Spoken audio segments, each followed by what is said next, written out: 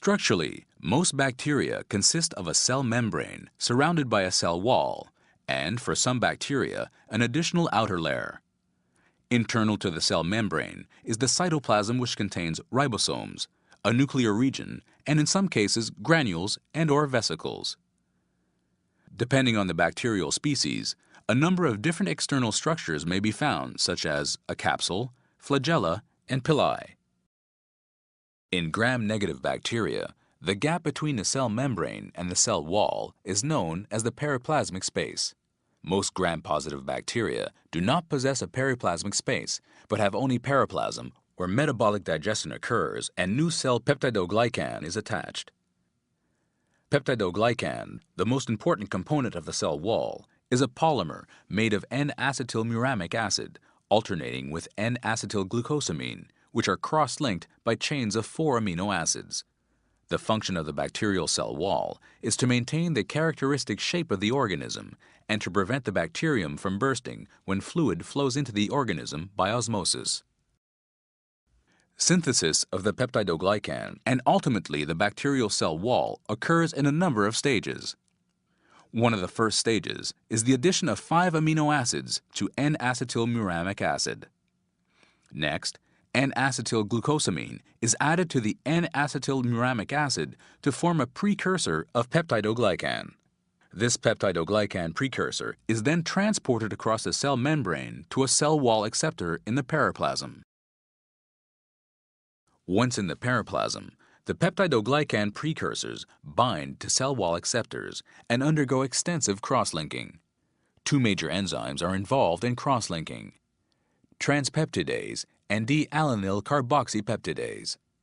These enzymes are also known as penicillin-binding proteins because of their ability to bind to penicillins and cephalosporins. Eventually, several layers of peptidoglycan are formed, all of which are cross-linked to create the cell wall. Gram-positive bacteria may have more layers than gram-negative bacteria and thus have a much thicker cell wall. Beta-lactam antibiotics include all penicillins and cephalosporins that contain a chemical structure called a beta-lactam ring. This structure is capable of binding to the enzymes that cross-link peptidoglycans. Beta-lactams interfere with cross-linking by binding to transpeptidase and D-alanine carboxypeptidase enzymes, thus preventing bacterial cell wall synthesis. By inhibiting cell wall synthesis, the bacterial cell is damaged. Gram-positive bacteria have a high internal osmotic pressure.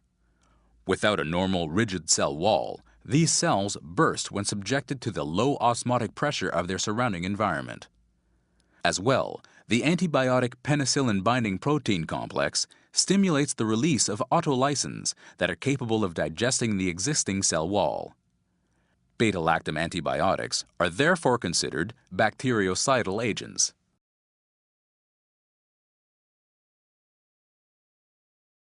Bacterial resistance to beta-lactam antibiotics may be acquired by several routes. One of the most important mechanisms is through a process known as transformation. During transformation, chromosomal genes are transferred from one bacterium to another. When a bacterium containing a resistance gene dies, naked DNA is released into the surrounding environment. If a bacterium of sufficient similarity to the dead one is in the vicinity, it will be able to uptake the naked DNA containing the resistance gene. Once inside the bacterium, the resistance gene may be transferred from the naked DNA to the chromosome of the host bacteria by a process known as homologous transformation. Over time, the bacterium may acquire enough of these resistance genes to result in a remodeling of the segment of the host DNA. If this remodeled DNA segment codes for cross-linking enzymes, i.e. penicillin-binding proteins, the result is the production of altered penicillin-binding proteins.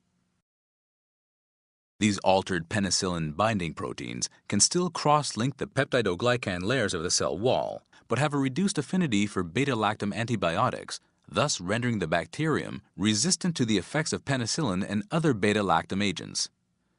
This transfer process has resulted in penicillin-resistant S. pneumoniae through the acquisition of genes from other naturally occurring penicillin-resistant Streptococcus species.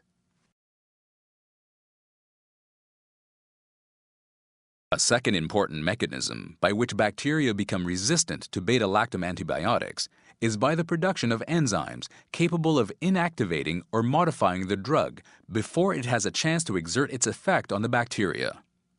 Depending on the bacterial species, the gene coding for these enzymes may be found as part of the host DNA or on plasmids, which are small, self-replicating units of genetic material.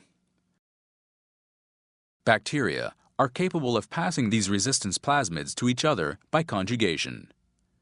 When two bacteria come into close contact with each other, a small channel is created between them which allows one of the bacteria to pass a copy of the resistance plasmid to the other.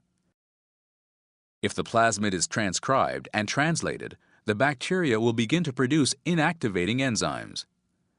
These enzymes, capable of destroying beta-lactam antibiotics, are known as beta-lactamases.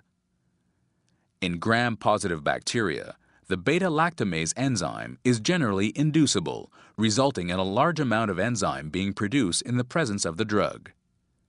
In gram-negative bacteria, the beta-lactam enzymes are produced constitutively, i.e., even when the antibiotic is not present. Gram-positive bacteria release the beta-lactamase enzyme from the cell into the extracellular environment where it inactivates the drug before it enters the bacterial cell. In contrast, gram-negative bacteria retain the beta-lactamase enzyme within the periplasmic space, resulting in a more efficient mechanism than gram-positive bacteria.